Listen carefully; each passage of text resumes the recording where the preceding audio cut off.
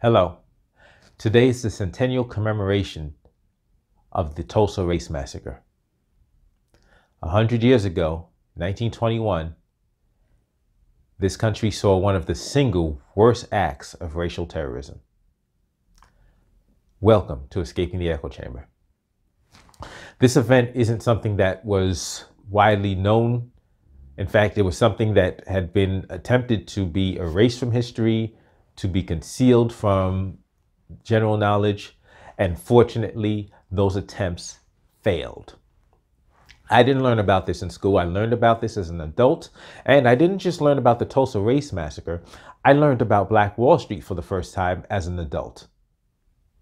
And it blew my mind to know that at that time, 100 years ago, when there was overt racial discrimination, racial violence, racial oppression, and state-sponsored racial policies, racist policies that were intended to destroy and subjugate Black people. At this time, you had an entire town where you had Black businessmen, Black doctors, Black lawyers, Black owners, Black landlords, and it didn't exist by accident.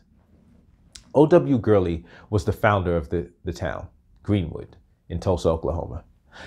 He bought land and then started bringing more Black people over to this land so that they could build it up, start businesses. There were individuals that didn't have capital to start businesses. O.W. Gurley would lend them money so that they could. O.W. Gurley also invited other businessmen, including J.B. Stratford, who started his own hotel, and A.J. Smitherman, who was the owner of the newspaper. In addition to running the town, O.W. Gurley owned a supermarket and actually sourced that supermarket with food from his own farm.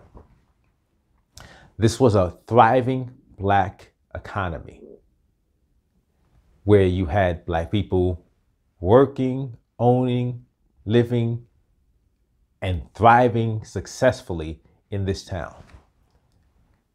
That changed on the day of the Tulsa Race Massacre.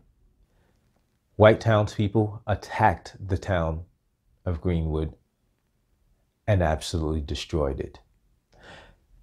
Hundreds of Black people were murdered. People were raped. Houses were destroyed. Businesses were looted, razed to the ground. And it was not just by townspeople, it was also by police. And they were assisted by National Guardsmen. In fact, in addition to a ground assault, an air assault was waged on this town. They actually went to the airfield, got planes, loaded them with incendiary devices, and dropped them on Greenwood.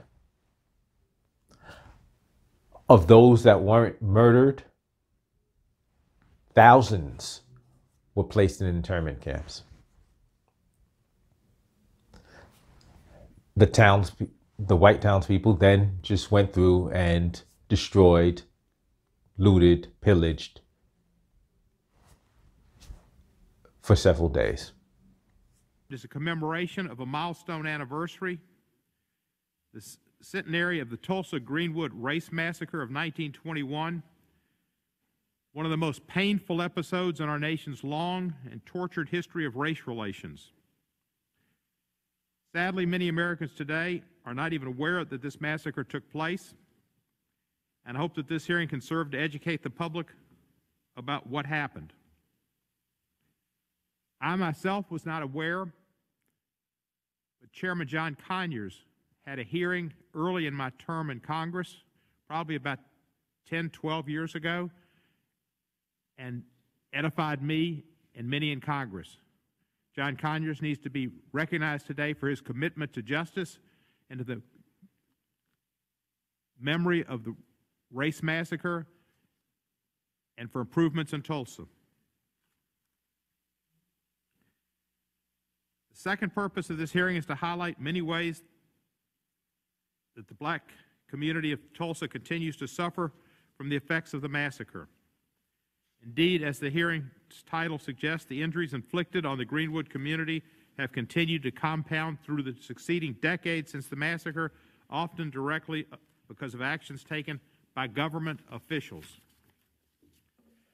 Over the course of May 31 and June 1 of 1921, a white mob burned to the ground the Greenwood community of Tulsa, one of the most prominent and thriving black communities in the country at the time, often referred to as the Black Wall Street.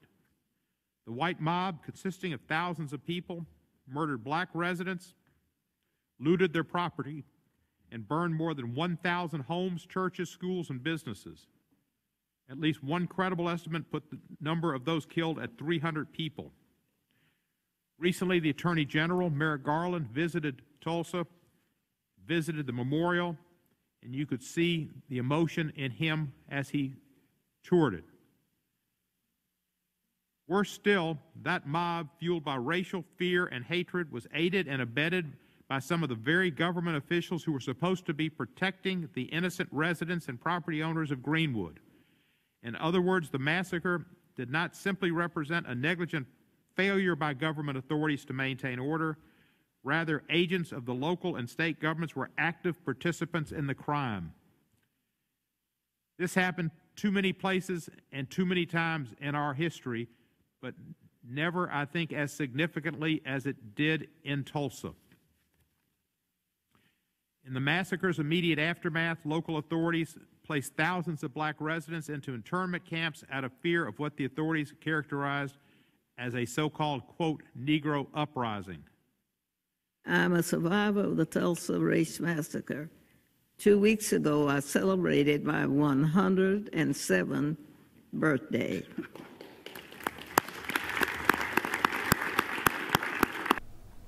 These are two of the few remaining survivors of the massacre. And this is them at a hearing earlier this month. And one of the things that was mentioned at this hearing was that they hope they can live to see justice served. And the thing is that I know, despite how many people will hear this story and will say, oh, wow, that's so horrible. That was a tragedy. That was an atrocity. That was something that never should have been done. Oh, in the very next breath, many of those individuals will then turn around and say, but what can we do about it now? And that is one of the things, just one of the things that infuriates me. Because as I think about the successes, all of the obstacles that were overcome to build this town, to create this haven, this oasis, and then to still be faced with such brutality, such hatred,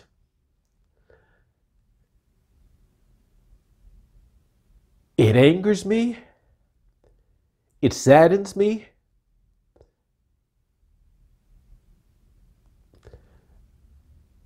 and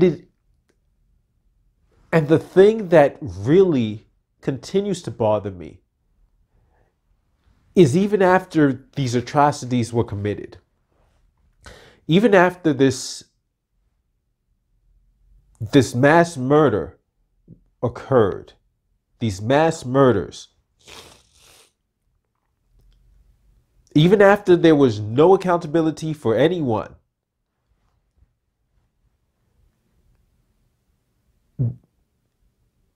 individuals who weren't there, who weren't part of what happened, saw fit to try to erase this event from history. There are people that didn't take part in that event, but still continued to try to conceal the horrors of what happened. There are people who today, 100 years later, despite the fact that we have an Oklahoma commission, the federal government has actually held hearings on it. One of the survivors just last week spoke in front of Congress. And yet there are still so many people that know nothing of this event. There have been TV shows that have actually incorporated the events of what happened into their stories. And yet there are so many people who today don't know that happened, and there are some who just don't care. I care. I care that Black Wall Street was built, and I'm amazed, I am inspired by it. I care that these people were murdered, attacked, that this town was absolutely destroyed and decimated. And I care because I know, based on what happened then, what happened since then, and the attempt by many today to ignore, to act like it didn't happen, I know it's not over. I know that hatred isn't gone. I know the hatred that created that massacre hasn't just disappeared. I know that there's no law that was passed that just changed people's hearts and minds, and suddenly now no one would ever do something like that again. I know that's not true. I know those people exist. I may not know exactly who they are, but I know, as a Black man, as somebody who is concerned about the safety, security, and progress of the Black community, there are many things we have to worry about. There are many things we have to do. But we always have to be prepared to protect ourselves. Thank you for checking out this episode of Escaping the Echo Chamber. I'll see you next time.